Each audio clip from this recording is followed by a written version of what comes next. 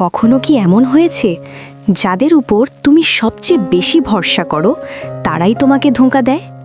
ঠিক এমনটাই হয়েছিল জোসেফের সঙ্গে। জোসেফ ছিল তার বাবার সবচেয়ে প্রিয় ছেলে। একদিন সে একটা স্বপ্ন দেখল যে একদিন তার ভাইরা তার সামনে মাথা নত করবে, কিন্তু সেই স্বপ্নই তার ভাইদের হৃদয়ে ঈর্ষার আগুন জ্বালিয়ে দিল। একদিন তারা জোসেফকে ধরে ফেলল আর তাকে দাস হিসাবে বিক্রি করে দিল। জোসেফ পৌঁছালো মিশরে। সেখানে সে খুব সততার সাথে কাজ করছিল, তবুও একটি মিথ্যে অভিযোগে তাকে কারাগারে পাঠানো হলো।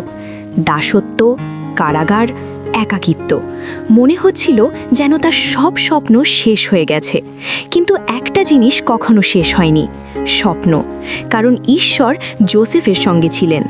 একদিন সে রাজার স্বপ্নের অর্থ বুঝিয়ে দিল, আর সেই দিনই একজন বন্দী থেকে সে হয়ে গেল মিশরের শাসক। অনেক বছর পরে সেই ভাইরাই তার সামনে এসে মাথা নিচু করে দাঁড়ালো। এবার ছিল প্রতিশোধ নেওয়ার সময়। কিন্তু জোসেফ বলল, তোমরা আমার ক্ষতি করতে চেয়েছিলে, কিন্তু ঈশ্বর সেটাকে ভালো কিছুর জন্য ব্যবহার করেছেন। তাই ঈশ্বরের উপর ভরসা রাখুন।